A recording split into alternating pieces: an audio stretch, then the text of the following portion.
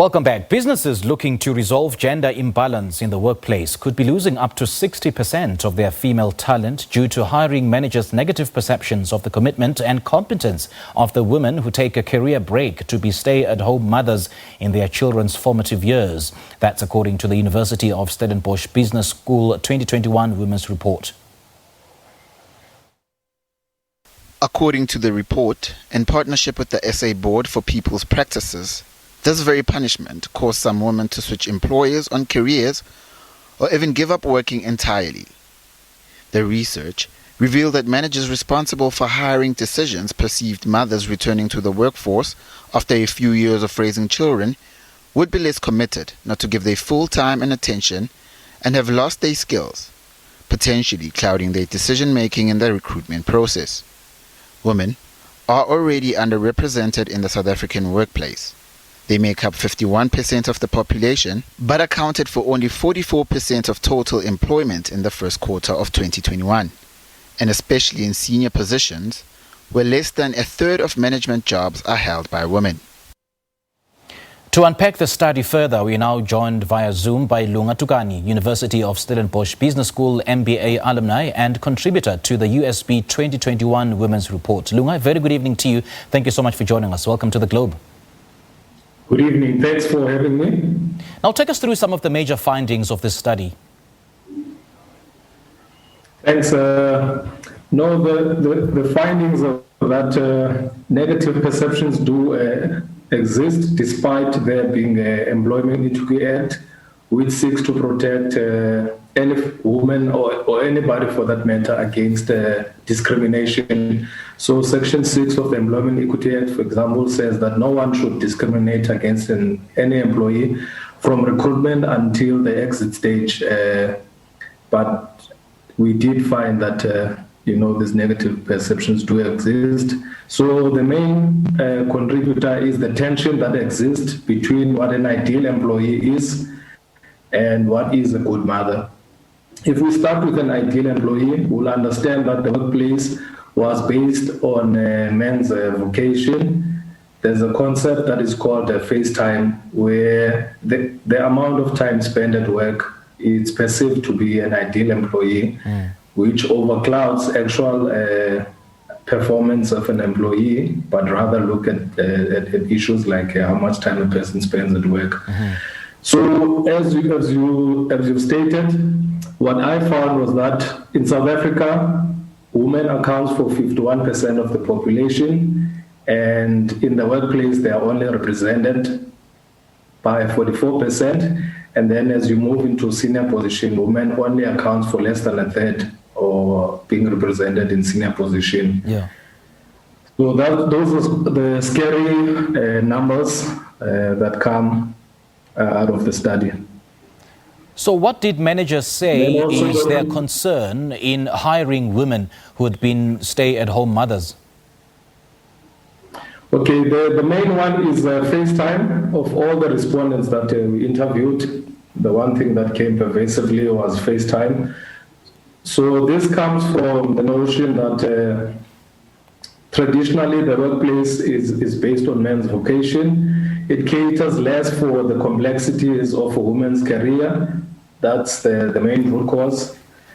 And the characteristics of a career path, it's pivotal on time. Although we find progressive companies that actually look at actual performance regardless of when and where the work is done. The other one is competence, or some they say they had the concern that they were a bit rusty, which I think also it's a perception, because you can't forget something that you used to be able to do.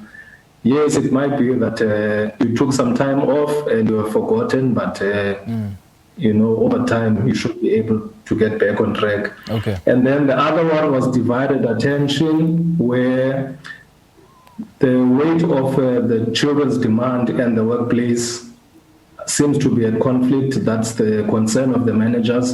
And then in many instances, they would therefore overlook a CV that's in front of them that shows that someone had actually taken time off to look after the young one in formative years.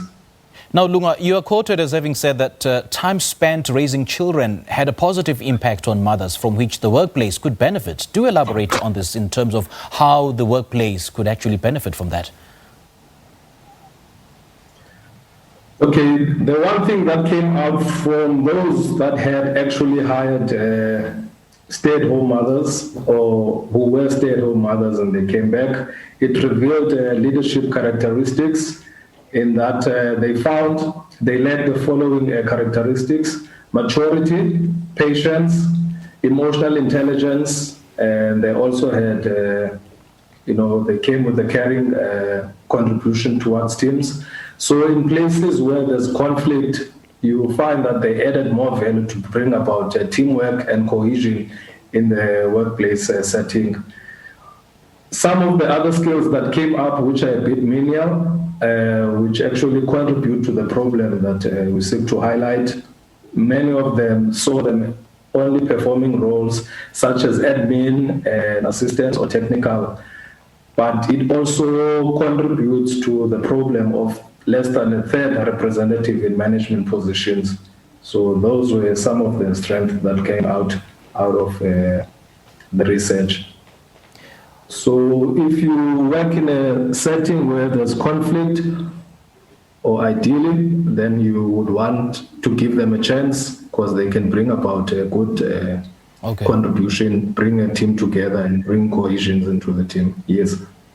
Lunga, make me understand why companies have this propensity of re-evaluating job specifications when it comes to hiring women for much senior roles. Why do they have to do that? I mean, why isn't it the same compared to men? I think from the study, if it's difficult to get in, and it's also strange because if you look at the number of graduates, undergrad, for every 3 graduates, 2 are women in South Africa. That's also some of the findings that I found in the study. But I think, like I said, the workplace, the main thing is people get promoted based on the amount of time that they spend at work and they overlook on other things. I think it's just bias. And if women leave the workplace and they're struggling to get back, then it means they have lesser chances of actually climbing up the corporate ladder. And also, in South Africa, for the longest of time, even before 1994, even women who were not black were actually never had a place in the workplace. So that's why we have Women's Month to highlight some of these challenges, celebrate the successes that have been found over time. But it still remains the social norms that exist within managers, and in this particular case, over stay-at-home mothers. Yeah, and what do you recommend must happen then to protect the women who'd been stay-at-home mothers?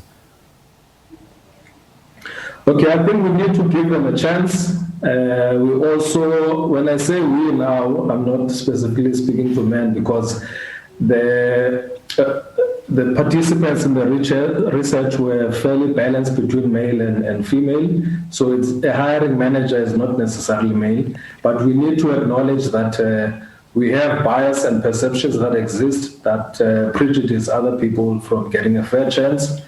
I think we need to start the conversations amongst managers to change the workplace culture because, like I said in the opening, when we opened the interview, that we do have Employment Act, but the perceptions are much stronger than the policies that we have. So that's the one thing. I think also advice to women is that if ever you find yourself in a situation where you have to leave the workplace for such reasons, just know that your return to work journey starts the day you decide to also leave, because you need to continuously equip yourself with skills as the environment changes in whatever field of study that you specialize in.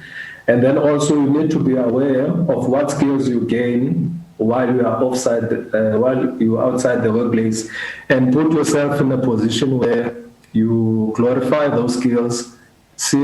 Let the employer also see what you can bring to the workplace while you are outside the employment space.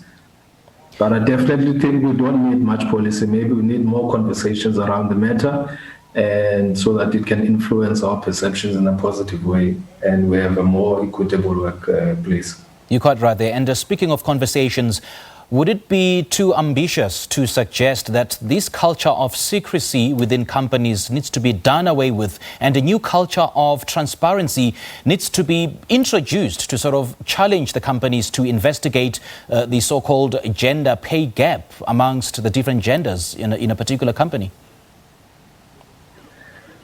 Certainly, if we are to achieve what we all say we are striving for, which is equality, I think some things are much easier said than done, but we see the implications with these findings, or the statistics that comes out of it. So certainly, I think we need a more transparent workplace, and not something that's on the corporate vision boards and other thing that seeks to form the identity of the company, but more the walk and less the talk. Lunga Tukani, great chatting to you. Thank you so much for joining us. It's been